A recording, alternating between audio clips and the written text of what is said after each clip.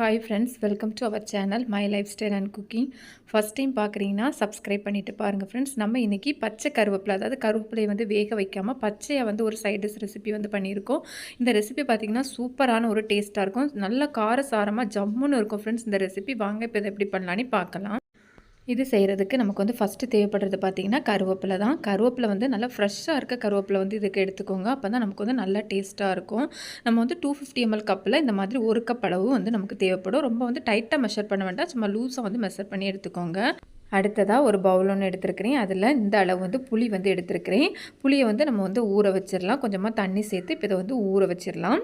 அடுத்ததாக ஒரு பேன் வந்து ஸ்டவ்வில் எடுத்து வச்சுருக்கிறேன். இதில் வந்து ஒரு 2 டேபிள் ஸ்பூன் அளவு வந்து ஆயில் வந்து சேர்த்துக்கலாம். ஆயில் நல்லா ஹீட் ஆனதுக்கப்புறமா ஒரு 6லேருந்து ஒரு 7 பல் வந்து பூண்டு சேர்த்து நல்லா வந்து வதக்கி எடுத்துக்கலாம். இது வந்து ஓரளவு வதங்கிட்டு இருக்கும்போதே இதில் வந்து மல்லி விதை வந்து சேர்த்துக்கலாம். மல்லி விதை பார்த்திங்க அப்படின்னா ஒரு 4 டேபிள் ஸ்பூன் அளவு வந்து சேர்த்துக்கோங்க. சேர்த்து நல்லா வந்து எண்ணெயிலே வந்து நம்ம வந்து வறுத்து எடுத்துக்கலாம். நல்லா வந்து ஒரு ஃப்ளேவர் வரும், அது வரையும் நல்லா வந்து வதக்கி எடுத்துக்கலாம். இது வந்து ஓரளவு வதங்கிட்டு இருக்கும்போதே நம்ம இதில் வந்து ஒரு டேபிள் ஸ்பூன் அளவு வந்து ஜீரகம் வந்து சேர்த்துக்கலாம். இது கூடவே வந்து ஒரு 15லேருந்து ஒரு 18 வத்தல் வந்து சேர்த்துக்கலாம். ஒரு மீடியம் காரமாக இருக்கிற வத்தலில் வந்து ஒரு 15லேருந்து 18 வரை நீங்கள் வந்து சேர்த்துக்கலாம். உங்கள் காரத்துக்கு தக்கன நீங்கள் வந்து கூட்டியோ குறைச்சோ வந்து சேர்த்துக்கலாம். இந்த அளவு சேர்த்தா தான் நமக்கு நல்ல காரசாரமாக வந்து புளியோட டேஸ்ட்டு, காரம் டேஸ்ட்டு எல்லாம் சேர்த்து சூப்பரான ஒரு டேஸ்ட்டாக இருக்கும். நீங்கள் ரொம்ப காரம் சாப்பிட மாட்டிங்கன்னா வேணால் கொஞ்சம் வந்து கம்மி பண்ணிக்கோங்க.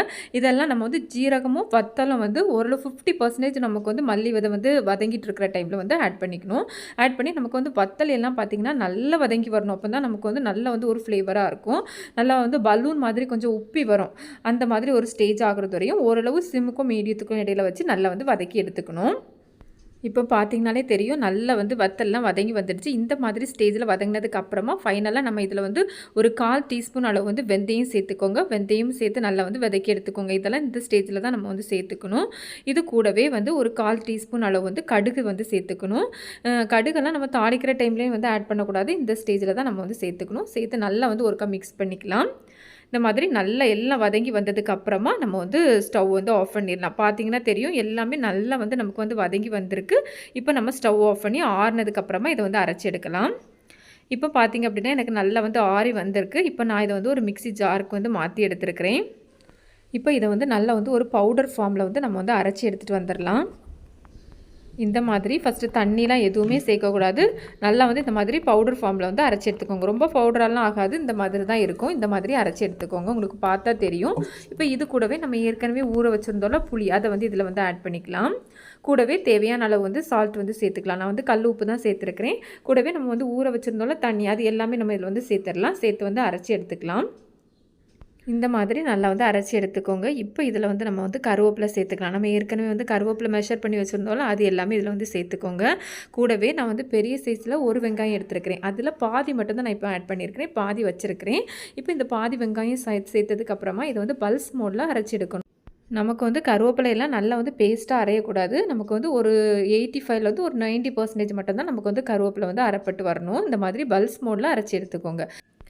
இப்போ இது கூடவே நம்ம ஏற்கனவே ஒரு பெரிய சைஸில் ஒரு வெங்காயத்தில் பாதி வெங்காயம் வந்து ஆட் பண்ணியிருக்கோம். மீதி இருந்த பாதி வெங்காயத்தை இப்போ ஆட் பண்ணிக்கலாம். இந்த வெங்காயம் வந்து நமக்கு ஃபுல்லாக அரைப்படக்கூடாது. அதே மாதிரி பல்ஸ் மோடில் வந்து அரைச்சி எடுத்துக்கோங்க. ஒரு 50% மட்டும் நமக்கு வந்து அரைப்பட்டால் போதும்.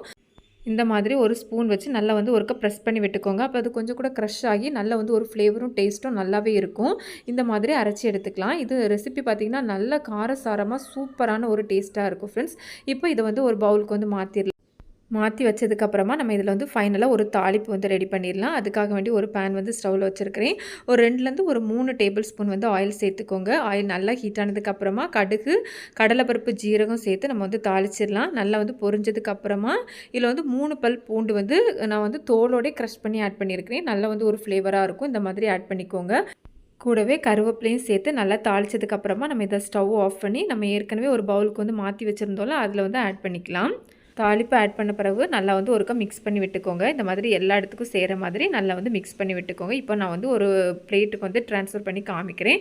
ரொம்ப வந்து அருமையான ஒரு டேஸ்ட்டாக இருக்கும். நல்லா வந்து காரசாரமாக செம்ம டேஸ்ட்டாக இருக்கும் ஃப்ரெண்ட்ஸ். கண்டிப்பாக இந்த ரெசிபியை ஒருக்கா ட்ரை பண்ணி பாருங்கள். வேறு எந்த சைட் டிஷ் குழம்பு எதுவுமே தேவைப்படாது. கொஞ்சமாக எடுத்து சாதத்தில் விரசி சாப்பிட்றதுக்கு அந்த அளவு சூப்பரான டேஸ்ட்டாக இருக்கும். சாதத்துக்கு மட்டும் இல்லை, சப்பாத்தி, இட்லி, தோசை எல்லாத்துக்குமே செம்ம சூப்பர் டேஸ்ட்டாக இருக்கும். சாதத்துக்கு தான் ரொம்பவே சூப்பராக இருக்கும் ஃப்ரெண்ட்ஸ். கண்டிப்பாக மிஸ் பண்ணாமல் இந்த ரெசிபியை ட்ரை பண்ணி பாருங்கள். ட்ரை பண்ணி பார்த்துட்டு உங்களுக்கு எப்படி வந்ததுன்னு கமெண்ட்ஸ் பண்ணுங்கள். பிடிச்சிருந்தால் லைக் பண்ணி ஷேர் பண்ணி சப்ஸ்கிரைப் பண்ணுங்கள் ஃப்ரெண்ட்ஸ். தேங்க்ஸ் ஃபார் வாட்சிங். பாய்.